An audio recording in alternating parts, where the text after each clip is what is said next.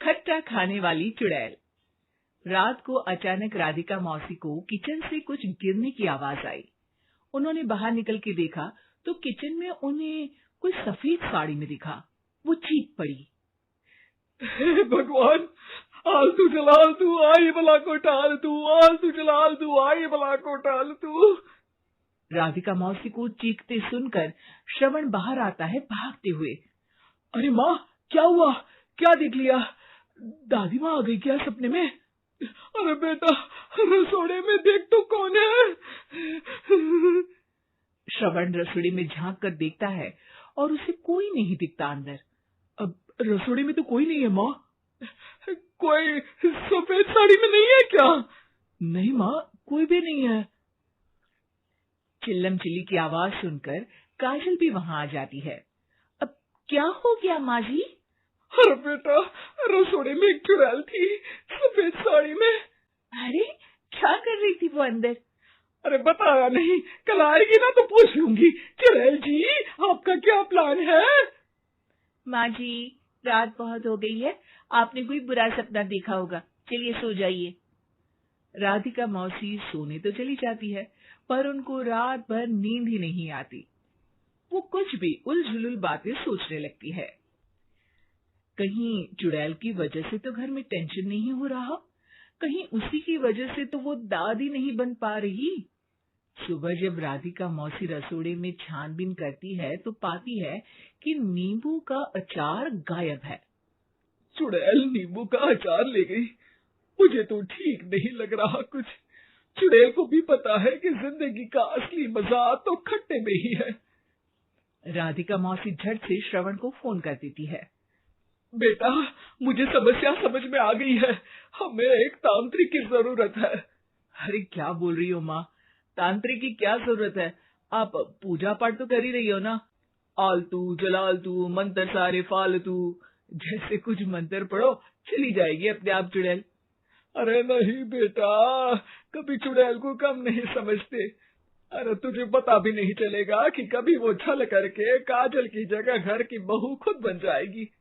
क्या माँ, कुछ भी बोल रही हो? कहाँ काजल और कहाँ चुड़ैल? वैसे एक बात बताओ, काजल को अगर गाने के लिए बोल देना तो चुड़ैल काजल की आवाज सुनकर घर तो क्या, धरती लोग छोड़कर चली जाएगी। तुम ना पढ़े लिखे बच्चे हर चीज को मजाक समझते हो। तुम रहने दो, मैं खुद ही तांत्रिक को बुला लेती हूँ। अच्छा सुन, शाम को इमली लेके आना। क्या है कि चटनी खाए बहुत दिन हो गए है ना? नहीं माँ, इमली तांत्रिक से ही मंगवा लो ना, आटा वगैरह भी उसी से पिसवा लेना। देखो मुझे काम करना है। श्रवण रात को कई तरह की सब्जियों के साथ माँ के कहने पे चटनी के लिए इमली भी ले आया था, लेकिन राधिका मौसी के दिमाग में अलग ही फिल्म चल रही थी। उन्हें अब सिर्फ शक ही नहीं यकीन होने लगा था कि शायद चुड़ैल ने श्रवण पर अपना जाल बिछा दिया था, जिस वजह से श्रवण उनकी बात ही नहीं मान रहा था। पर कोई नहीं, आने वाली रात में राधिका मौसी खुद तैयार हो गई चुड़ैल को पकड़ने के लिए। रुद्राक्ष की माला, तुलसी का पत्ता, हनुमान चालीसा सब हाथ के पास ही था, बस चुड़ैल का इंतजार था। और जैसा राधिका मौसी ने सोचा था वैसा ही हुआ। वो चुड़ैल उस रात भी आई, पर वो राधिका मौसी से तेज निकली और राधिका मौसी के उससे पकड़ने के पहले ही वो भाग खड़ी हुई। जरूर बहू पे साया है उस चुड़ैल का, तभी तो श्रवण के कमरे में गई है। और अगली सुबह राधिका मौसी पिछली रात हुए हमले में किन चीजों का नुकसान हुआ उसका हिसाब लगा रही थी। उनके खेमे से एक आम के अचार की शीशी भी गायब हो चुकी थी, और वो इमली भी जो कल श्रवण लेकर आया था। राधिका मौसी इस बारे में सोच ही रही थी कि श्रवण जल्दी से रसोड़े में आकर दवाइयों की पोटली ढूंढने लगता है। अरे बेटा, क्या हो गया? अब माँ, वो काजल की तबीयत खराब है, बहुत घबराहट हो रही है उसे। हे भगवान, मैंने पहले ही कहा था कि तांत्रिक को बुला लेते हैं, पर नहीं। अब देखो, उस चुड़ैल ने काजल को अपने वश में करना शुरू भी कर दिया है। हालांकि श्रवण भूतों में विश्वास नहीं करता था, पर अब वो भी डर जाता है और राजी हो जाता है एक तांत्रिक को बुलाने के लिए। कुछ ही घंटों में तांत्रिक आ जाते हैं और राधिका मौसी तांत्रिक जी को सब बता देती है। घोर संकट, घनघोर संकट, चुड़ैल को मारू जोर चाकट, ओम भट स्वाहा खटखा के आहा। अरे ये क्या मंत्र है? मेरे खुद के ओरिजिनल मंत्र है, कल रात को ही लिखे हैं, अच्छे लगे तो दाद चाहूंगा। एक और मंत्र सुनो, अर्ज किया है आब्राकडाब्रा, दिल्ली बम्बई आगरा, चंदा मामा सोबरले सुरन मामू जारा। ये मंत्र है? अरे कोई 40 वाली सा पढ़ो ना। वक्त कम है, 40 नहीं पड़ेंगे, 20-25 में काम चलाना पड़ेगा। अलग निरंजन जाके लंदन, मुफ्त का मंजान घिस मेरे नंदन।